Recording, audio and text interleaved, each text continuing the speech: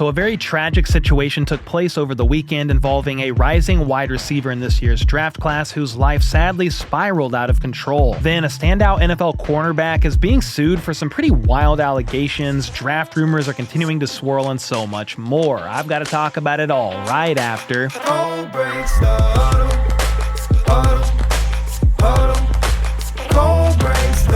Alright, let's start off a little bit light here, and then this video is going to get pretty heavy. We have a new highest paid slot corner in the NFL, and that is Kyler Gordon. He inked a 3-year, $40 million extension with the Bears that includes a little over $30 million guaranteed, as he's now signed with Chicago through the 2028 season. The former second-round pick was a bright spot on a Bears defense that gave up the 27th most yards in the league last year. He himself had 5 passes defensed, a forced fumble, 3 fumble recoveries, 4 tackles for loss, and only gave up 1 touchdown throughout the entire season.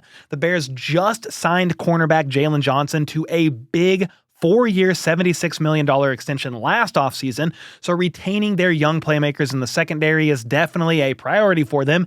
And as long as you have a quarterback on a rookie deal, pay every single player that you possibly can. They're certainly a team to keep tabs on next season. They've got their new coach in Ben Johnson. They've rebuilt the entire interior of the offensive line, and they have the 10th overall pick in the draft plus 2 second-rounders. Safe to say they're in a good spot right now for a rebuilding team, but it's all going to come down to the success of Caleb Williams and how he responds year 2. Speaking of the draft, there's a couple of tidbits and rumors worth talking about. Quarterback Shedeur Sanders visited with the Raiders today, which is an interesting potential landing spot. They just traded for and extended Geno Smith, but with him about to turn 35 in October, maybe it's not a horrible idea to have a young quarterback waiting in the wings as he develops. I don't think it's extremely likely, but it is worth noting since he did visit with him today. Las Vegas has the 6th overall pick. And again, while I would be surprised if they took Shedeur Sanders there, I would not be surprised if they potentially traded back into the end of round 1 if Shedeur Sanders begins to slide a bit. I mean, there's several teams I could see doing this, and Albert Breer reported that the Browns and Giants are not expected to take a quarterback at picks 2 and 3, but with the recent news of Derek Carr potentially missing some of or all of the 2025 season with that shoulder injury that popped up late last week, the Saints have suddenly become a very real possibility to take a quarterback when they pick at number 9. So you've got to pay attention to that one. If they do not take Shedeur Sanders at 9, that's when he could fall or slide in later into the first round. You could see a team potentially trade up to get him, but the Steelers do pick in the low 20s, and he could land there as well. You just never really know. That's why I'm very intrigued to see how it all plays out. One quarterback for sure we know is most likely going first overall to the Titans. Diana Rossini said that according to what she's been hearing from her sources, all signs are pointing to them taking him first overall, and the only way that the Titans would move the number 1 pick would be for a historic trade package. And the last time we saw a team trade the number 1 pick was 2 off seasons ago when the Bears traded down with the Panthers for what I think we can all agree was a pretty historic package. Carolina sent the 9th overall pick, another future first, and 2 second-round picks plus DJ Moore in order to move up and take Bryce Young first overall. That is a freaking haul, and it's probably going to take something like that to get Tennessee to even think about it. I don't know why they would, because they need a quarterback pretty badly, and all reports that have come out stated how they really love Cam Ward. So again, I would be pretty shocked to see any team but the Titans making the first pick come April 24th. Next up, Patrick Peterson, the longtime veteran, officially announced his retirement after 13 seasons in the league. He's retiring as a Cardinal, where he spent his first 10 years before spending 2 years with the Vikings and then the 2023 season with the Pittsburgh Steelers. He made 8 Pro Bowls and 3 first-team All-Pros while racking up 36 interceptions and 122 passes defensed in his career. People forget this too, but he was a monster punt returner when he first entered the league, housing 4 of them his rookie year. He did it less and less as his career went on and actually stopped doing returns altogether after the 2018 season, but still, he's definitely one of the best cornerbacks from the 2010s era and could very soon find himself wearing that Hall of Fame jacket. And sticking with cornerback news, this one is not as lovely of a story. In fact, it's a bit of an odd one altogether. Cornerback L'Jarius Sneed of the Tennessee Titans, formerly of the Kansas City Chiefs, is apparently being sued for $1 million over an alleged shooting that took place back in September.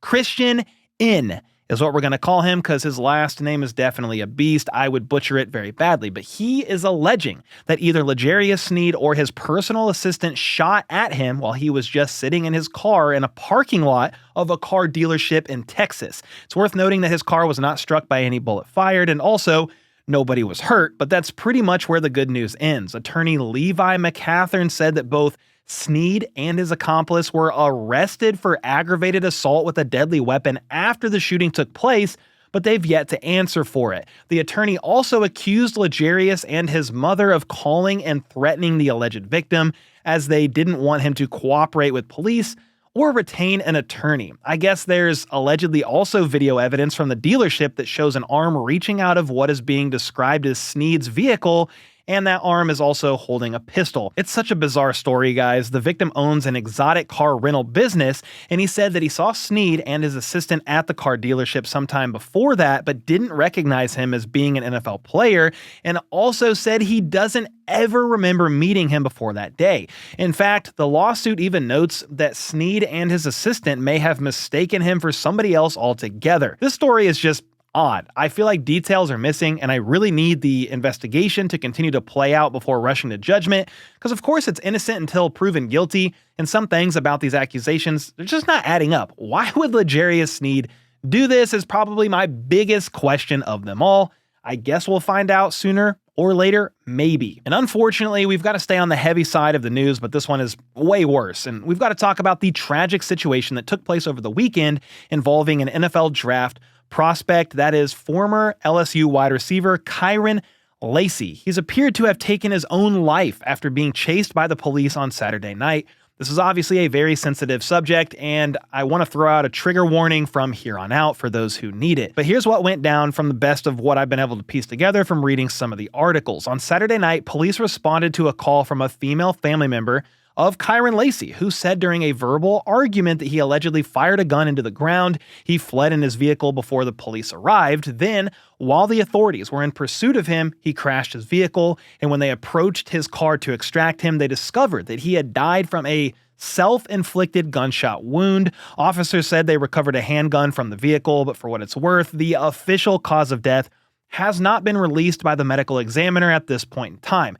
It's just a very tragic situation all the way around, because Kyren was only 24 years old with a long time, maybe even lifelong dream of making it to the NFL, and the NFL draft was less than 2 weeks away. He was also coming off of his best season in college, catching 58 passes for 866 yards and led the team with 9 receiving touchdowns.